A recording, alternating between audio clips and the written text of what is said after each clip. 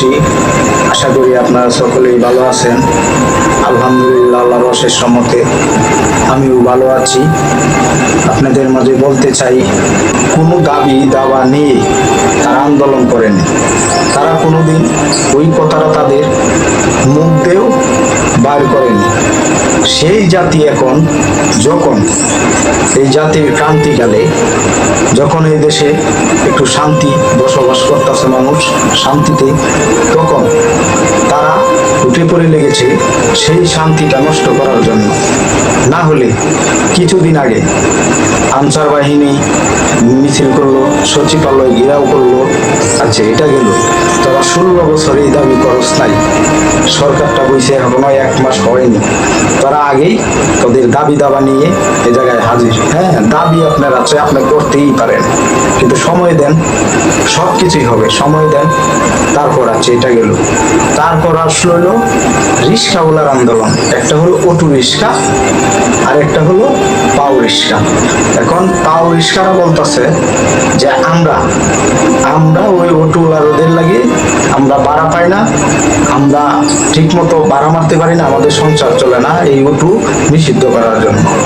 আবার অটোওয়ালা বলতেছে এই পায়ের রিক্সা নিষিদ্ধ করণের লাগে। মানে তোমরা এই যে 16 বছর ধরে তোমরা কোথায় ছিলা? তখন আন্দোলন করোনি কেন? তখন আন্দোলন কেন করনি? এদেরকে ধরে শাস্তি দেওয়া হোক, কারণ এরা প্রকৃত রিক্সাওয়ালা না, আর এরা প্রকৃত আনসার না। আর ঝামেলায় লইল শিল্প প্রতিষ্ঠানের শ্রমিকরা আন্দোলন করতেছে, দাবি করতেছে। আচ্ছা, ঠিক আছে, দাবি হলো যুক্তিসঙ্গত, কারণ এদের ন্যায্য অধিকার এরা পায় না, এটা হলো সত্য কথা। একটা লোক 20-22 হাজার টাকা দেয়, 2-3টা লোক পালা এদেরকে বিবুদে পালায় আপনারা আপনাদের ফায়দা হাসিল করবেন, এটা তো হবে না। আপনারা সরকার তো দেখতেই আছে, সরকার তো বিচার করতেই আছে। ঠিক আছে, যারা হামলা করছে তারা অপরাধী, কারণ হাসপাতালের ভিতরে হামলা এটি চলে না। একজনের চাকরি দিয়ে আরেকজনের হাসপাতালের ভিতরে কোবানো, এটা কোনোভাবেই উচিত না। এটা তীব্র নিন্দা জানাই এবং প্রতিবাদ জানাই। কিন্তু আপনাদের দাবি, ঠিক আছে, আপনাদের বিচার, ন্যায্য বিচার আপনারা পাবেন। বাংলাদেশের মানুষ দেখতেছে, আমরা সাধারণ মানুষ আমরা দেখতেছি।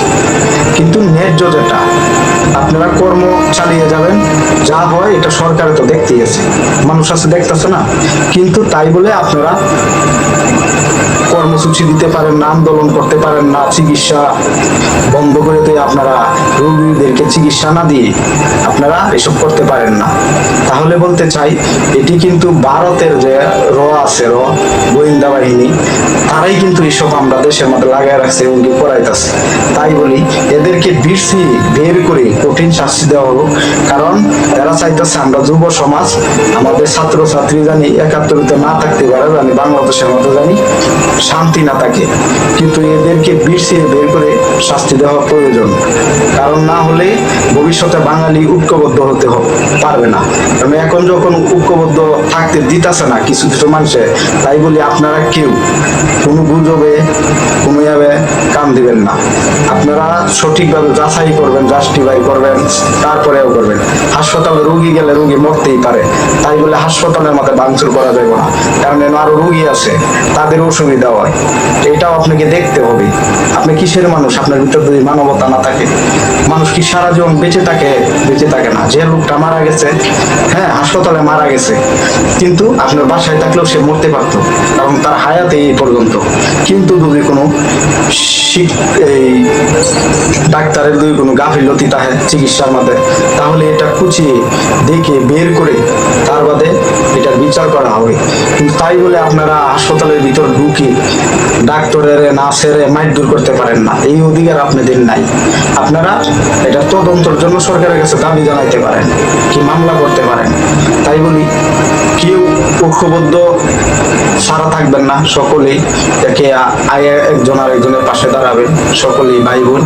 কেউ কোনো সময় কারো কথাই বিভেদ দ্বন্দ্ব কোনো সময় লাগিয়ে রাখবেন না, তাহলে আমরা ঐক্যবদ্ধ হতে পারবো না। আমরা সকলেই এই বাংলাদেশটাকে সকলে হাত রেখে একজনকে আরেকজনের সহযোগিতা করে এভাবেই এগিয়ে নিতে হবে দেশটাকে সামনের দিকে। জানি নতুন প্রজন্ম জানি আমাদের কাছ থেকে জানি কিছুই পায়। আমরা তো এই যে 52-54 বছর হইলো, আমরা তো কারো কাছ থেকে কিছু পাইনি।